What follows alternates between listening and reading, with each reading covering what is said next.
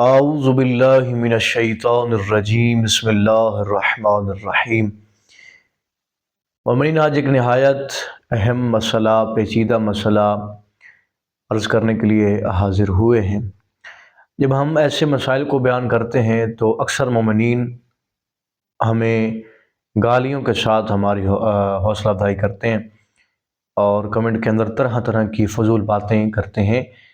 تو یہ بات میں ان کے لیے کرتا چلوں کہ آپ کی ان بے تکی اور اس بلا وجہ تنقید سے ہمیں کوئی بھی نقصان نہیں ہوتا، اور یہ علوم اہل بیت ہے، دین اہل بیت ہے، اور یہ معصومین علیہ السلام نے یہ چیزیں تعلیم فرمائی ہیں، کیونکہ دین اسلام ایک کامل و اکمل مذہب ہے۔ اس میں بڑے سے بڑے مسئلے سے لے کر چھوٹے سے چھوٹے مسئلے کا حل موجود ہے۔ آج جو مسئلہ ہم آپ کی خدمت میں عرض کر رہے ہیں، اور یقین مانیں کہ یہ ایسا مسئلہ ہے کہ کم بیان کیا جاتا ہے، اور اسی وجہ سے لوگ اس مسئلے سے ناآشنا ہیں اور ان کو نہیں پتہ کہ ہم کس قدر گناہ میں مبتلا ہو رہے ہیں اور کس قدر ہم حرام کام کر رہے ہیں۔ سوال یہ کیا جاتا ہے کہ عورت کی جو پچھلی شرمگاہ ہے اس میں کیا ہم بستری کی جا سکتی ہے، جماع کیا جا سکتا ہے، مباشرت کی جا سکتی ہے یا نہیں۔ اب یہاں پہ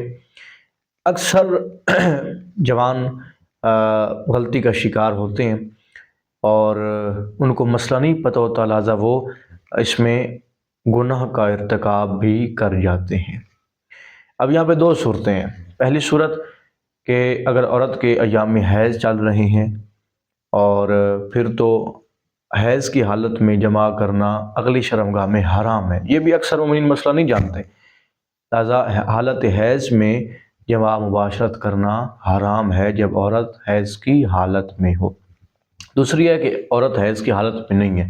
یہ دو صورتیں، ان دونوں صورتوں میں چاہے حیض میں ہو یا حیض کی حالت میں نہ ہو، ان دونوں صورتوں میں عورت کی پچھلی شرمگاہ میں مباشرت کرنا جائز نہیں ہے۔ اب یہاں پہ دو چیزیں آپ نے اور یاد رکھنی ہیں۔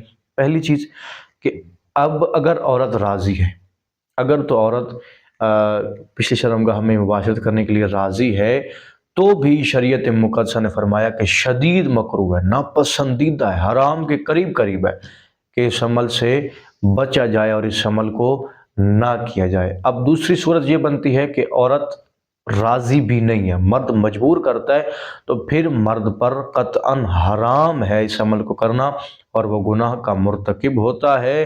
لہذا ان تمام چیزوں سے خود بھی بچیں اور اپنے چاہنے والوں کو بھی یہ پیغام، یہ ویڈیو لازمی بھیجیں، کیونکہ دین اسلام کی ایک بات آگے پھیلانا یہ صدقہ جاریہ ہے۔ جب تک وہ انسان عمل کرتا رہے گا، آپ کے نام اعمال میں ثواب داخل ہوتا رہے گا۔ دعا کرتا ہوں کہ پروردگار حقیقی معنوں میں علوم اہل بیت سے آراستہ ہونے کی توفیق عطا فرمائے۔